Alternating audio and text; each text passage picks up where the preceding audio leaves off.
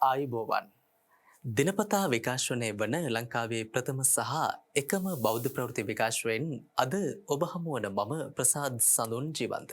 ප්‍රථමෙන් දකිමු ප්‍රධාන ප්‍රවෘත්තියේ සිරස්තල. පූජ්‍යපාද පුරිච්චල පඤ්ඤාසාර නාහිමියන් කුරුවිට කෝරළේ ප්‍රධාන අධිකරණ සංඝනායක පදවියෙන් පිදුම් ලබයි.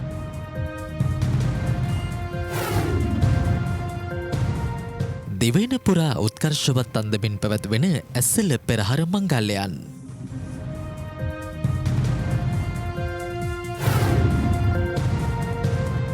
රාජපූජිත දනගිරිකල විහාරස්ථානයේ හෙට පැවැත්වෙන පින්කම.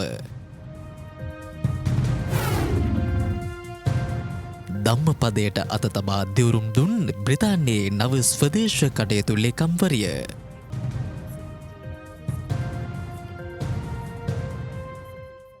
මාර්බේ පුරාණ විහාරාධිපති ඇහැලියගොඩ ශාසනාරක්ෂක මණ්ඩලයේ උපසභාපති පූජ්‍යපාද පුරිච්චල පඤ්ඤාසාර නාහිමියන් මල්වතු විහාර පාර්ශවයේ කුරුවිට කොරළේ ප්‍රධාන අධිකරණ සංඝනායක පදවියෙන් පිදුම් ලබා තිබෙනවා. අභිනව ධූරය සඳහා වූ සන්නස්පත්‍ර ප්‍රධානෝත්සවය අද පැවැත්වුණා. මල්වතු විහාරස්ථ මංගල උපෝෂථාගාරයේදී සන්නස්පත්‍ර ප්‍රධානෝත්සවය පැවැතුනේ මල්වතු විහාර පාර්ශවයේ මහානායක අතිපූජ්‍ය තිබ්බටුවාවේ ශ්‍රී සිද්ධාර්ථ සුමංගලාභිදාන මහානායක ස්වාමින් වහන්සේගේ ප්‍රධානත්වයෙන්.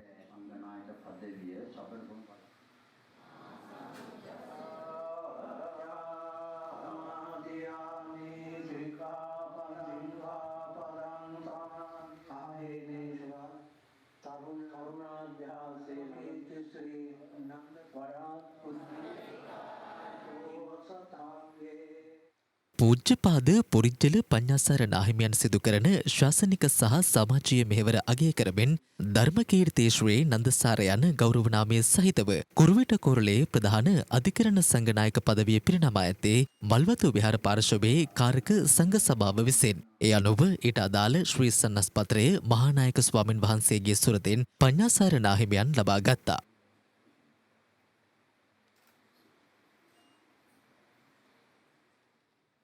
උත්සවය සමගින් මල්වතු විහාර පාර්ශවයේ අනුනායක හිමිවරු ඇතුළු සංඝරත්නය හා ගිහි පිරිසක්ද එක්ව සිටියා.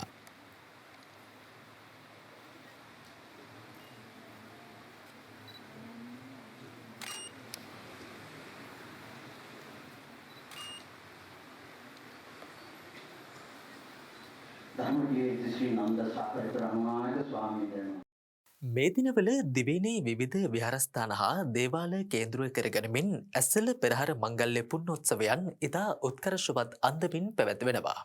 මහනුවර ඓතිහාසික ලංකාතිලක රජමහා විහාරස්ථානය ඇතුළු විහාරස්ථානයන් කිහිපයක මේ දිනවල පැවැත්වෙන ඇස්සල පෙරහර මංගල්‍යයන් පිළිබඳවයි දැන් අවධානය. මහනුවර ඓතිහාසික ලංකාතිලක රජමහා විහාරස්ථානයේ වාර්ෂික ඇස්සල පෙරහර පුණ්‍යෝත්සවයේ මේ දිනවල උත්කර්ෂවත් අන්දමින් පැවැත්වෙනවා.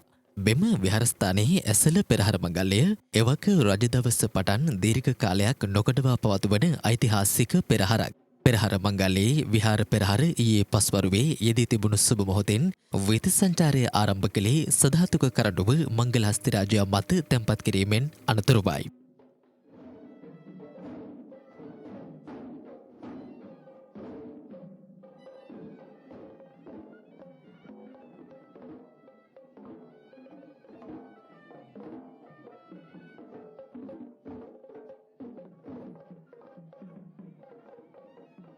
අලියතුන් සහිත උඩරට සම්ප්‍රදාය ඇතුළු සම්ප්‍රදායන් කිහිපයකට අයත් සංස්කෘතිකාංග රැස්සකින් විචිත්‍රවත් වූ පෙරහර නැරඹීම සඳහා ප්‍රදේශවාසීන් විශාල පිරිසක් පැමිණ සිටියා.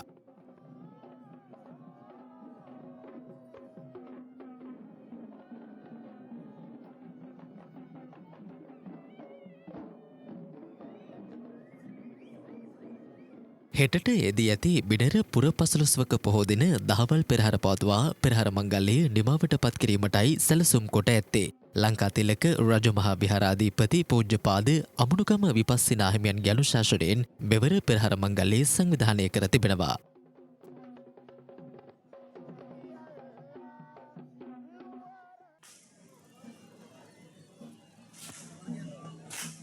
මේ අතර සබරගමුව බලන්ගොඩ ඓතිහාසික බොල්තුම මහසමන් දේවාලයේ ඇස්සල පෙරහරද මේ දිනවල වීථි සංචාරය කරනවා. ඒ අනුව සාම්ප්‍රදායික හෙළ චරිත්‍රවලට මුල් තැන දෙමින් සෞඛ්‍ය නිර්දේශයන්ට අනුකූලව මෙවර පෙරහර මංගල්‍යය සංවිධානය කර තිබුණේ මහසමන් දේවාලයේ බස්නායක නිලමේ සිසිර ජුනේන්ද්‍ර පර්ණගම මහතාගේ මඟ පෙන්වීමෙන්.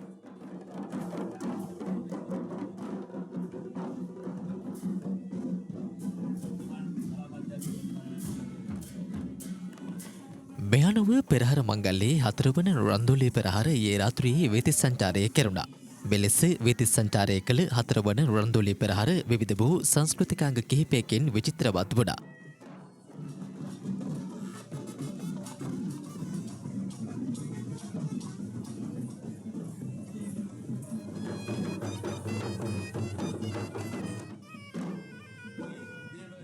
අද රාත්‍රියේ පෙරහර මංගල්‍යයේ පසුවන රන්දොලේ පෙරහර වීථි සංචාරය කරනවා. හෙට අලුයම බොල්තුඹේ වලහුන් ඇල්ල දිය බුබුලේදී දී කැපීමේ චාරිත්‍රයෙන් අනතුරුව පෙරහර මංගල්‍යයේ නිමාවට පත් කිරීමට නියමිතයි.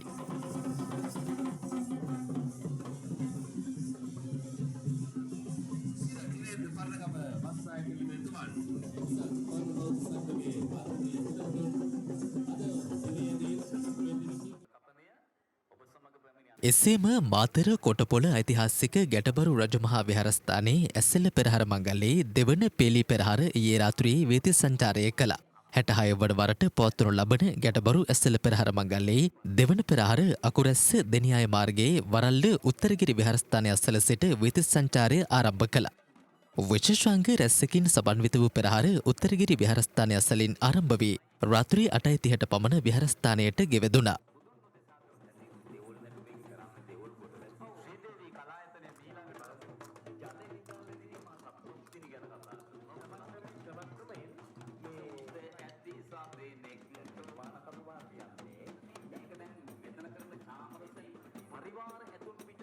මීට සමගාමීව චුල්ල නාරද කතාවස්තුව පිළිබිඹු කෙරෙන දර්ශනීය තොරණක් විහාරස්ථාන පරිශ්‍රයේ ප්‍රදර්ශනය කර තිබුණා.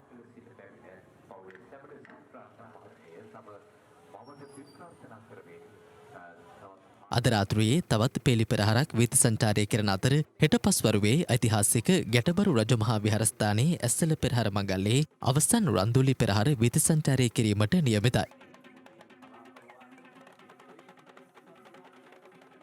පෙරහර සහ පින්කම් මාලාව ගැටබරු රජමහා විහාරාධිපති මල්වතු විහාර පාර්ශවයේ දක්ෂිණ ලංකාවේ ද්විතීය සංඝනායක ආචාර්ය පූජ්‍යපාද කිරින්දී ආනන්ද නාහිමියන්ගේ අනුශාසනයෙන් එළඹෙන 11 වන දින දක්වා පැවැත්වීමටයි සැලසුම් කොට ඇත්තේ.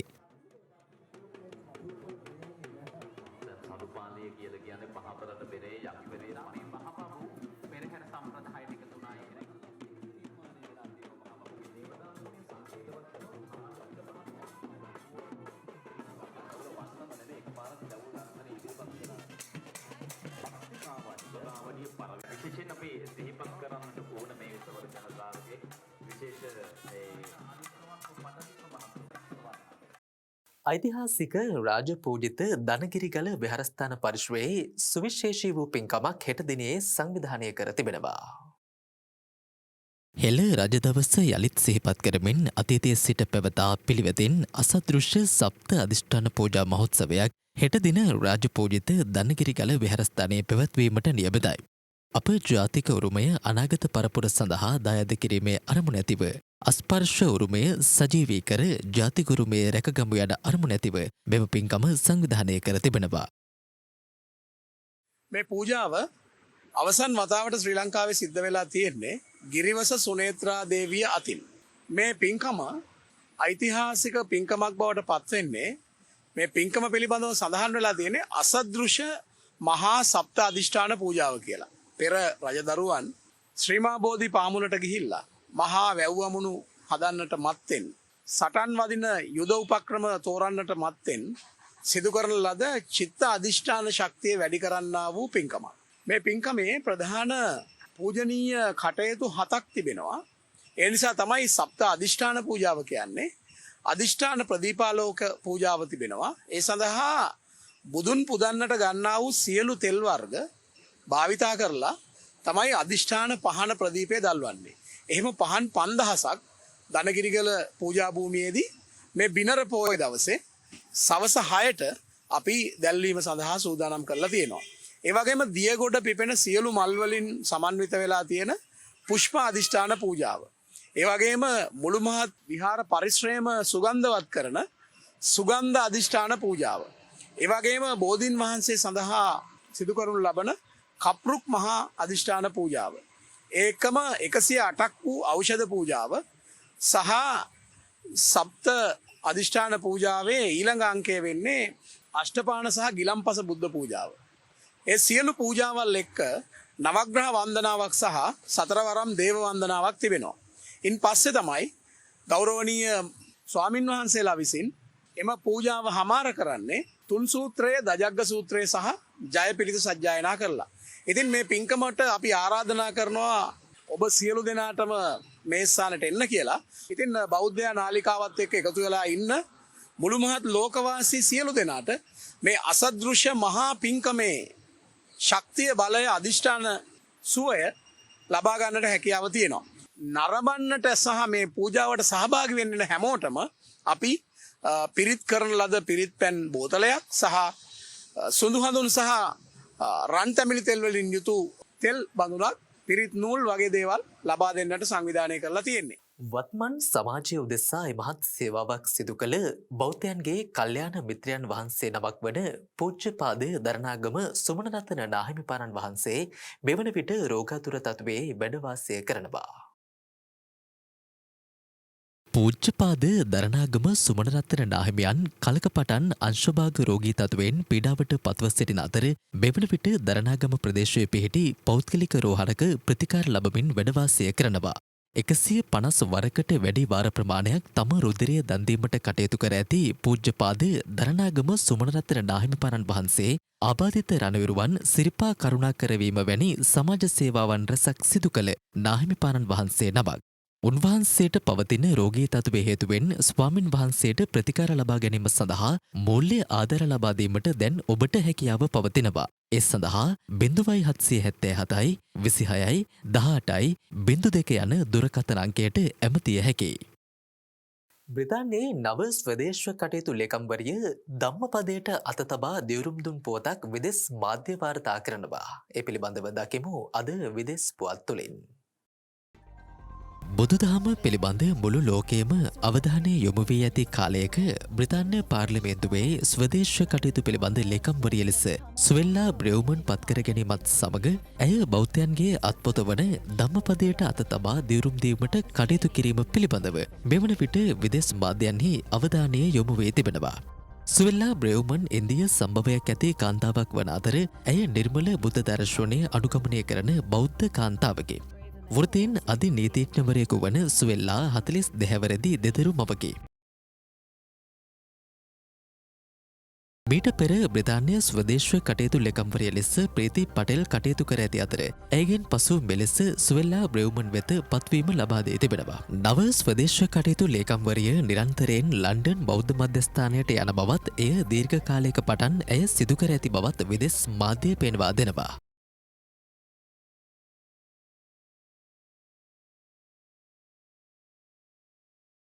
ඒත් සමගින් අදට නියමිත සුසන්දේශය ප්‍රවෘත්ති විකාශය මෙතකින් නිමාවට පත්වෙනවා.